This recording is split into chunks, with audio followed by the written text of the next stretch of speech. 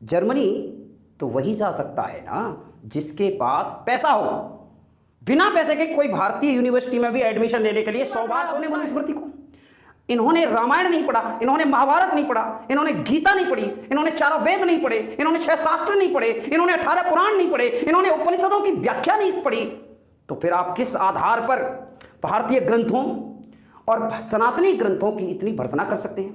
कैसे आप राष्ट्रवाद को हाशिए पर लाकर संस्कृत का अध्ययन किया और ज्ञान देंगे भारतीय संस्कृति पर, सनातनी ग्रंथों पर?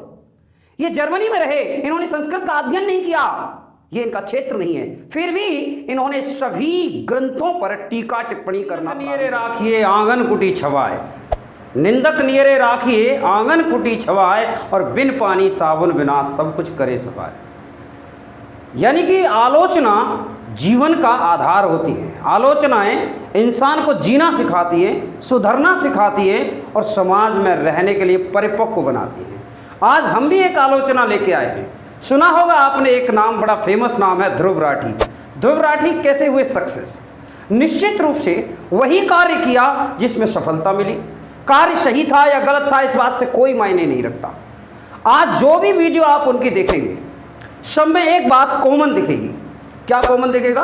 केवल वर्तमान भारतीय सरकार व मोदी सरकार का विरोध, केवल सनातन व सनातनी ग्रंथों की भर्त्सना और पूरी तरह से भारतीय संस्कृति पर आघात। क्या आपने कभी सोचा है ऐसा क्यों? क्या आपने यह पूछने की कभी जहमत उठाई कि क्यों वे भारतीय संस्कृति व भारतीय ग्रंथों पर आघात करते हैं? किसने उन्हें यह अधिकार दिया कि आप मनुस्मृति या अन्य ग्रंथों पर सवाल उठाएं?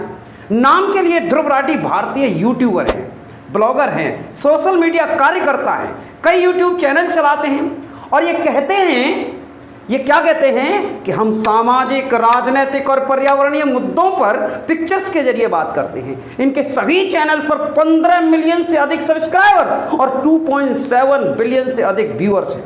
अब आप सोचिए, इनका जन्म कहाँ हुआ? हरियाणा में, रोहतक में। 8 अक्टूबर 1994 को जन्म हुआ, 30 वर्ष की आयु है, और बाद में दिल्ली में रहने लगे, फिर मलेशिया चले गए और फिर पढ़ने के लिए जर्मनी चले गए। नेशनलिटी इंडियन है, यानी कि भारतीय हैं, रहते जर्मनी में हैं। इनकी शिक्षा हुई पहले हरियाणा में, फिर दिल्ली में, और जब यहाँ कोई यूनिवर्सिटी नहीं ले पाए तो फिर हायर एजुकेशन के लिए चले जाते हैं। कहाँ? कार्लरुआ इंस्टीट्यूट ऑफ टेक्नोलॉजी जर्मनी में, क्योंकि यहां पर टेस्ट क्वालिफाई नहीं कर पाए। अब जर्मनी तो वही जा सकता है ना जिसके पास पैसा हो। बिना पैसे के कोई भारतीय यूनिवर्सिटी में भी एडमिशन लेने के लिए 100 बार सोचता है। अपनी मैकेनिकल इंजीनियरिंग में ग्रेजुएशन के बाद मास्टर्स किया उसी संस्थान से। कहां से? कार्लसरुआ टेक्नोलॉजी इंस्टीट्यूट ऑफ टेक्नोलॉजी, यानी कि जर्मनी से। और उसके बाद मास्टर्स किया कहां से? वहीं से, मॉडर्न टेक्नोलॉजी में। अब जर्मनी के वियना में लंबे समय से रहते हैं और वहीं अपनी प्रेमिका जूली एलवीआर से मैरिज कर ली। अब आप सोचिए कि इनकी डिग्री, इनकी योग्यताएं किस फील्ड में हैं? क्या इन्होंने संस्कृत का अध्ययन किया? और ज्ञान देंगे भारतीय संस्कृति पर, सनातनी ग्रंथों पर।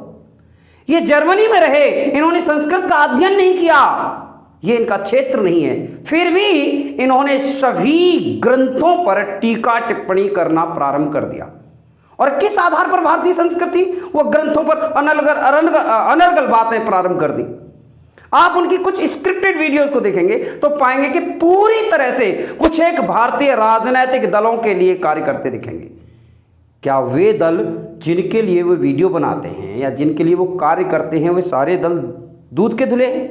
ऐसा तो नहीं हो सकता कि आप जिन दलों की पैरवी कर रहे हैं उनके अंदर कोई खोट ना हो, और जिन राजनीतिक दलों की आप भर्त्सना कर रहे हैं, उनकी बुराई कर रहे हैं, उनकी आलोचना कर रहे हैं, वे बिल्कुल बेकार हों, उनके कोई अच्छे कार्य आपको नजर ना आते हों।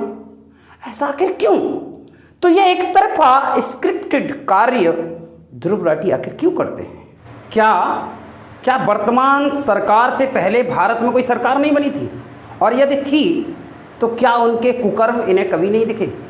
आखिर मोदी या मोदी सरकार उनका टारगेट क्यों होती है? आप पाएंगे कि सब कुछ स्क्रिप्टेड और फिक्स लगेगा। जिन अधूरे साक्ष्यों की वे बात करेंगे, जिन अधूरे साक्ष्यों की, वे सब के सब स्क्रिप्टेड।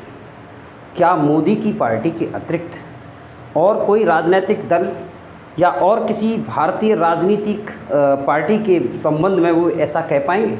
यदि नहीं तो आपको क्या लगता है, क्या वे निष्पक्ष हैं? क्या फेम पाने के लिए निष्पक्षता को छोड़ देना पड़ता है? कई बार उन पर आरोप लगे कि कुछ राजनीतिक दलों से उन्होंने अच्छा खासा अमाउंट लिया है। आखिर झूठ सच तो आप पर छोड़ देते हैं, परंतु क्या वाकई उनके वीडियो से नहीं लगता कि वे जो भी कुछ बोलते हैं सब कुछ स्क्रिप्टेड और एक तरफा होता है? अंधभक्त और गोदी मीडिया जैसे शब्दों का इस्तेमाल उनके द्वारा अक्सर किया जाता है। तो फिर वे क्या कर रहे हैं? क्या मिस्टर ध्रुव राठी भी वही नहीं कर रहे जो सब कर रहे हैं? आखिर क्या विदेशी भूमि पर बैठकर कोई राष्ट्रवाद को अपने हाथों का खिलौना बना लेता है? और अगर बना लेता है तो ऐसा क्यों? एक खास बात क्या है कि आप जर्मनी से पढ़े, आपने भारतीय संस्कृति या भारतीय ग्रंथों का अध्ययन नहीं किया, किसी गुरुकुल में रह के नहीं पढ़े, आपने संस्कृत में कोई डिग्री नहीं ली, तो फिर आप सनातनी ग्रंथों की इतनी भर्त्सना कैसे कर सकते हैं? मुझे तो स्वयं बड़ा आश्चर्य होता है कि कोई सुने सुनाए या स्क्रिप्टेड नॉलेज के आधार पर किसी एक संस्कृति के बारे में कैसे इतना सब कुछ कह सकता है और कैसे सवाल उठा सकता है। चलो 1, 2, 3, 4 या 5 वीडियो मान ले, परंतु आपकी तो हर वीडियो में मोदी या सनातन के विरुद्ध आपने बोला है। आखिर क्या सिद्ध करना चाहते हो मिस्टर ध्रुव राठी? मनुस्मृति को आपने नहीं पढ़ा। कितनी बार पढ़ा है आपने मनुस्मृति को? इन्होंने रामायण नहीं पढ़ा, इन्होंने महाभारत नहीं पढ़ा, इन्होंने गीता नहीं पढ़ी, इन्होंने चारों वेद नहीं पढ़े, इन्होंने 6 शास्त्र नहीं पढ़े, इन्होंने 18 पुराण नहीं पढ़े, इन्होंने उपनिषदों की व्याख्या नहीं पढ़ी। तो फिर आप किस आधार पर भारतीय ग्रंथों और सनातनी ग्रंथों की इतनी भर्त्सना कर सकते हैं? कैसे आप राष्ट्रवाद को हाशिए पर ला करके खड़ा कर सकते हैं? यह बड़े आश्चर्य का विषय है। आपने मिस्टर ध्रुव राठी, क्या आप अन्य धर्मों के बारे में कुछ ऐसा कह सकते हैं? क्या अन्य मजहबी ग्रंथों पर आप इसी प्रकार सवाल उठा सकते हैं? यदि नहीं तो फिर ये एक तरफा क्यों? मुझे आश्चर्य इस बात पर भी होता है मिस्टर ध्रुव राठी कि आप कहते हैं कि हम मीडियम क्लास फैमिली से बिलोंग करने वाले लोग थे। अब आप सोचिए कि जो बच्चा 8 साल की उम्र में भारत के लगभग हर प्रांत में घूम लिया हो, देश विदेश में विजिट कर चुका हो, उसकी फैमिली मीडियम क्लास कैसे हो सकती है? आखिर ये आपका चलो निजी मामला है, मान लिया कि आपका निजी मामला है, परंतु क्या सनातन की भर्त्सना करना, सनातनी ग्रंथों पर सवाल उठाना, ये भी आपका निजी मामला है? अगर ये निजी मामला हो सकता है तो फिर इस प्राइवेसी के बारे में सवाल तो उठेंगे, और अगर नहीं है तो किस आधार पर मिस्टर ध्रुव राठी आप सनातन को हाशिए पर ला करके खड़ा करते हो? 1% मान भी लिया जाए कि सनातन में कुरीतियां हैं, तो क्या दूसरे सभी धर्म आपकी कसौटी पर खरे उतरते हैं? और यदि वहां आपको खामी नजर नहीं आती है तो इसका मतलब तो आपने सारे ग्रंथों को, दूसरे धर्मों के ग्रंथों को पढ़ लिया होगा। और मान भी लिया जाए कि मोदी सरकार में सारे कार्य गलत हो रहे हैं, तो क्या आप गारंटी लेंगे कि जिन राजनीतिक दलों की आप पैरवी करते हैं वे सब दूध के दुले हैं, वे सब अच्छा काम कर रहे हैं? इसलिए भैया अपनी आंखें खोल लीजिए और बंद कीजिए अपनी स्क्रिप्टेड कहानियों को। आप किसी के बारे में इस तरह की कोई बात नहीं कर सकते। आप किसी दल से कोई संबंध रखकर निष्पक्ष नहीं हो सकते। पैसे कमाने में इतना मत गिरो कि सही को सही ना कह सको। आलोचनाएं कभी एक तरफा नहीं होती मिस्टर ध्रुव राठी।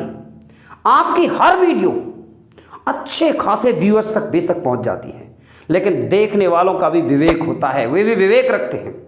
जिन दलों की आप पैरवी करते हैं, क्या उनके कारनामों को भी कभी उजागर करेंगे आप? क्या आप जनता को उनकी जवाबदेही भी सुनिश्चित करेंगे आप? जनता जब आपको निष्पक्ष मानेगी, ये टीआरपी का खेल अधिक दिनों तक नहीं चलता मिस्टर ध्रुव राठी।